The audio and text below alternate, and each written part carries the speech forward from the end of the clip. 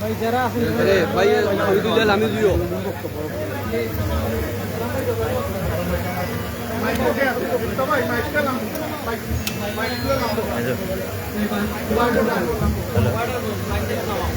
Hello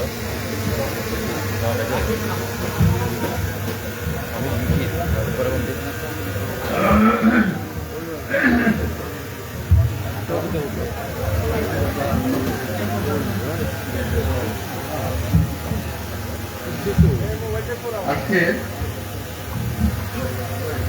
এই ওষুধ বিতরণ এবং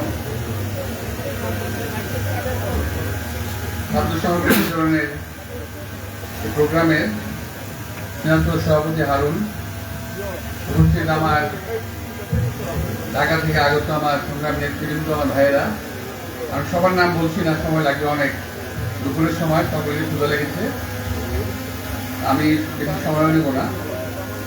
আমি সত্যি কথা বলতে গতকাল পর্যন্ত আমার পরিস্থিতি ছিল, কিন্তু শারীরিক অবস্থা ভালো ছিল না। আমি মোটামুটি একটা জ্বর নিয়েই আমি এখানে এসেছি। এই সিলেটে আমার এই পর্যন্ত আসা হলো বোধহয় আজকে সহ এই বন্যার মধ্যে তিনবার বোধহয় আসা হলো, তিনবার এসেছি ত্রাণ বিতরণের উদ্দেশ্যে। আর আজকেরটা হলো একটা বিশেষ একটা প্রোগ্রাম, সেটা হলো এই যে এই দক্ষিণ সুরমার কৃতি সন্তান আমি শ্রদ্ধার সঙ্গে স্মরণ করছি, বাংলাদেশের কৃতি সন্তান মরহুম মাহবুব আলী খান, যিনি এলাকার সন্তান ছিলেন, তারই যোগ্য উত্তরসূরি ডাক্তার জুবাইদুর রহমান, অত্যন্ত সফল একজন ডাক্তার, তারও জন্মভূমি আজকে এই দক্ষিণ সুরমা।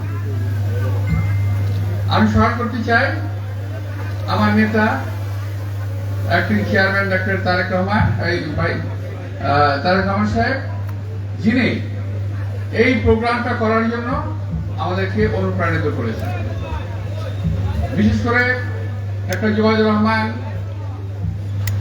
লন্ডন থেকে প্রমাণ করেছেন, উনি কথা বলে না, শুধু কাজে প্রমাণ করেছেন উনি দেশ এবং দেশের মাটিকে ভালোবাসেন।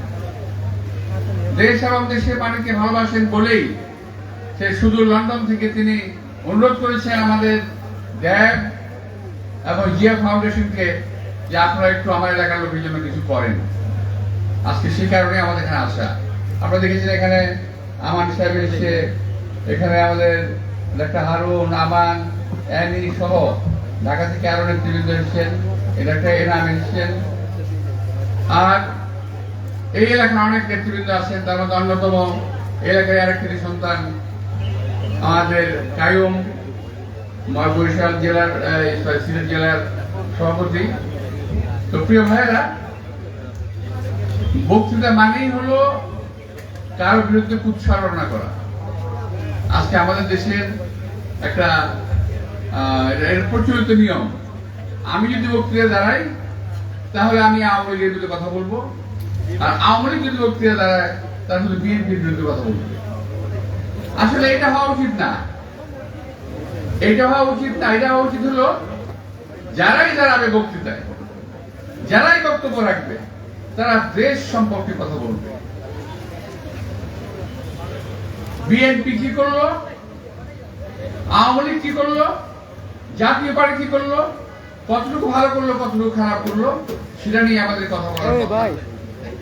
কিন্তু আমি খুব দুঃখের সঙ্গে লক্ষ্য করলাম আজকের পত্রিকায় কেউ একদিন বলেছে যে ওরা হায় হায় করতে থাক, ওরা হায় হায় করতে থাক, আমরা আমাদের কাজ করে যাই। বহুদিন আগে ছোটবেলায় একটা কোম্পানির নাম শুনেছিলাম, হায় হায় কোম্পানি। নাম শুনছেন আপনারা?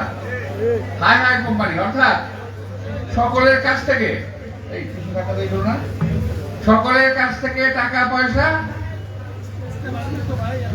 লুটপাট করে নিয়ে 1 টাকার বিনিময়ে 10 টাকা দেবে এমন কথা বলে টাকা পয়সা নিয়ে চলে যায়, পয়সাটা হয়ে যায় হায় হায় কোম্পানি। আজকে বাংলাদেশটাও অনেকটা হাই হাই কোম্পানির মতো হয়ে গেছে। আজকে দেখেন, আমি যখন আসি এই সিলেট এয়ারপোর্ট থেকে এখানে আসি, দেখছিলাম আপনাদের রাস্তার পাশে দোকানপাটগুলোতে বিদ্যুৎ নাই। ঢাকা থেকে যখন আসি, ঢাকায় থেকে এলাম বিদ্যুৎ নাই। আমাদের বিদ্যুৎ নাই, আমাদের খাওয়ার পানি নাই, আমাদের আজকে ডিজেল নাই, শুধু নাই নাই নাই। ওই যে কথাটা বলেছেন, high high company, high high করে যায় আর ওনারা খাই খাই করে যায়, খাচ্ছে। বাংলাদেশের সমস্ত কিছু লুটপাট করে খেয়ে ফেলেছে। এই কথাটা আমি স্টার্ট শুরু করলাম এই কারণে যে সিলেটে আমি 3 বার এসেছি, আমার স্ত্রী আফরোজা আব্বাস এসেছি 4 বার। আমার সহকর্মীরা যারা এখানে বসা আছেন সকলেই সিলেটের সমস্ত জায়গায় ছড়িয়ে পড়েছেন। আচ্ছা, মহিলাদের সভানেত্রী এসেছে, ঠিক আছে।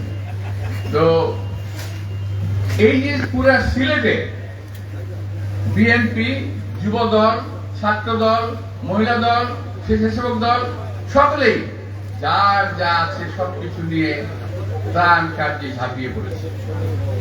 কতটুকু সফল হয়েছি, কতটুকু ভালো করেছি আমরা জানি না, কিন্তু আমরা সিলেটবাসীর পাশে ছিলাম, আমরা সুনামগঞ্জবাসীর পাশে ছিলাম। আমি কিন্তু আজ পর্যন্ত শুনি নাই এই পর্যন্ত যে আওয়ামী লীগের কোন নেতৃবৃন্দ সিলেট কিংবা সুনামগঞ্জে এসে ত্রাণ কার্যে অংশগ্রহণ করেছে, আমি কিন্তু শুনি নাই। এই আজকে জিয়া ফাউন্ডেশন ড্যাবের মতো করে আওয়ামী লীগের কোন অর্গানাইজেশন চিকিৎসা করতে এসেছে, এটা কিন্তু আমি শুনি নাই। আমার কোন ভাইও বলতে পারবে না, আমার তো বলি গেলে এলাকা আসে নাই। তো এই যদি অবস্থা হয়, হতে পারে আপনারা লুটপাট করেছেন, বিদ্যুৎ লুটপাট করেছেন, বিদ্যুতের টাকা লুটপাট করেছেন, কুইক রেন্টাল করে আমরা বিদ্যুৎ পাই বা না পাই, কিন্তু কুইক রেন্টালে কিন্তু আপনি জানেন কি এটা বিদ্যুৎ তৈরি হোক বা না হোক, যার একটা মেশিন আছে ওই $13,000 পাবে। আমি যদি ভুল না বলি, কুইক রেন্টাল পাওয়ার প্ল্যান্ট দিয়ে কতগুলো লোককে ধনী করা হলো, কুইক রেন্টাল পাওয়ার প্ল্যান্ট দিয়ে কতগুলো লোককে ধনী করা হলো। ডিজেলের অভাবের কথা বলে উৎপাদন বন্ধ করা হলো, কিন্তু তাদেরকে ক্যাপাসিটি চার্জ দিতে হচ্ছে জনগণের টাকায়। টাকাগুলো কার?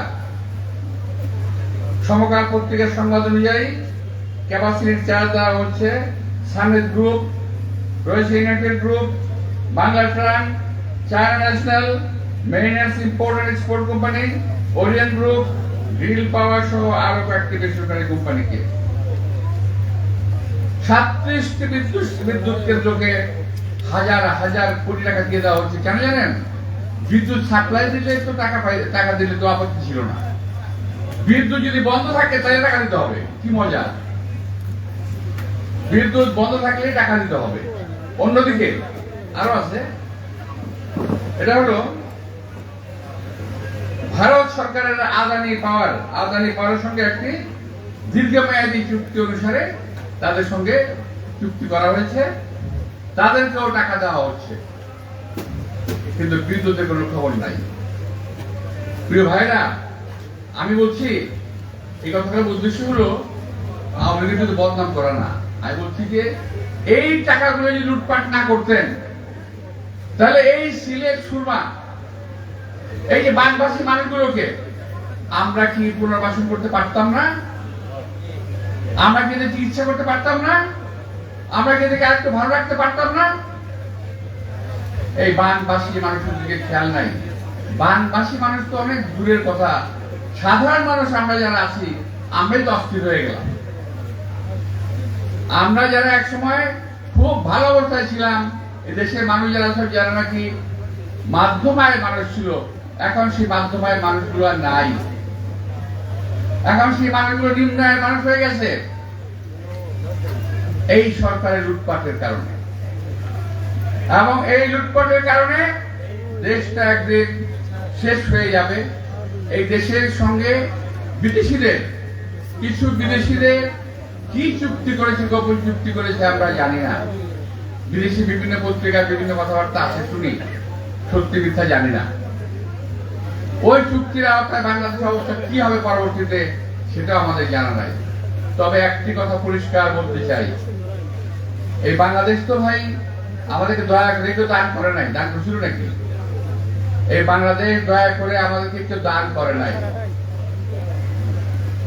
এই হলো সিলেট। এই সিলেট থেকে শহীদ রাষ্ট্রপতি জিয়া রহমান সেক্টর কমান্ডার হিসেবে সিলেটের মাটিতে বসে যুদ্ধ করে দেশ স্বাধীন করেছেন। এই কথাটা আমাদেরকে বুঝতে হবে। শহীদ রাষ্ট্রপতি জিয়া রহমান স্বাধীনতা ঘোষণা দিয়ে যুদ্ধ করে দেশ স্বাধীন করেছেন। এইটা কারো দয়ার দান নয়। সুতরাং যারা দেশ যুদ্ধ করে স্বাধীন করেছে, দরকার পড়লে এই দেশের স্বাধীনতা আবারও যুদ্ধ করে রক্ষা করবে। আবারও বুকের তাজা রক্ত ঢেলে দিয়ে যারা দেশ স্বাধীন করেছিল, তাদের ভবিষ্যৎ প্রজন্ম আবারও বুকের তাজা রক্ত ঢেলে দিয়ে এই দেশকে স্বাধীন রাখবে, এই দেশের স্বাধীনতা সার্বভৌমত্ব অক্ষুণ্ণ রাখবে। কোন পরিস্থিতিতেই এই দেশের স্বাধীনতা সার্বভৌমত্বকে কোন পরিস্থিতি ক্ষুণ্ণ করা যাবে না। আমি একটা জিনিস বুঝি, আমার নেত্রী দেশনেত্রী বেগম খালেদা জিয়া, আমি গতকাল একটা ছবি দেখেছি আমার সঙ্গে। দেশনেত্রী বেগম খালেদা জিয়া রিক্সায় একটা বাচ্চার সঙ্গে বসে আছেন। সে রিক্সা ঠেলে নিয়ে যাওয়া হচ্ছে, নিচে বন্যার পানি, আমরা হেঁটে যাচ্ছি। দেশনেত্রী বেগম খালেদা জিয়া, এগুলো দেশনেত্রী বেগম খালেদা জিয়া। আর বাংলাদেশে সিলেটে যখন বন্যা হয়, হেলিকপ্টার থেকে ত্রাণ ফেলা হয়, আর সেই ত্রাণের চাপা পড়ে মানুষ মারা যায়। প্রিয় ভাইরা, আমাদের ভাবতে হবে আমরা কোথায় আছি। এই বিষয়গুলোকে এই সরকার কোনো ধ্যান ধারণা ভাবনার মধ্যে নিচ্ছে না। তারা ভাবছে যে কোনো ভাবেই হোক ৭৪ জন লোক নিয়ে যদি আমি দেশ থেকে চলে যেতে পারি, তাহলেই বোধ হয় আমরা বেঁচে যাব। এই দেশের মানুষ কখনোই সহজে যেমন ভোলে না, সহজে তেমন ছাড়েও না। এদেশের মানুষ বন্যা বর্ষার সময় যখন কাদার মতো নরম, আবার গ্রীষ্মকালে কিংবা চৈত্র মাসে লোহার মতো শক্ত। কিন্তু এদেশের মানুষের মন, এদের হাত থেকে বাঁচা খুব মুশকিল। প্রিয় ভাইরা, আপনাদের সবাইকে আজকের এই প্রোগ্রামে আসার জন্য অনেকক্ষণ ধৈর্য ধরে বসে আছেন, এই জন্য আপনাদের আমি আন্তরিক ধন্যবাদ জানাচ্ছি। আর যে ভাই বোনেরা চিকিৎসা নিচ্ছেন, আমার ভাইরা চিকিৎসা দিচ্ছে, আমি তাদেরকে আন্তরিকভাবে শুভেচ্ছা এবং ধন্যবাদ জানিয়ে আমার বক্তব্য শেষ করছি। সবাইকে ধন্যবাদ। খোদা হাফেজ।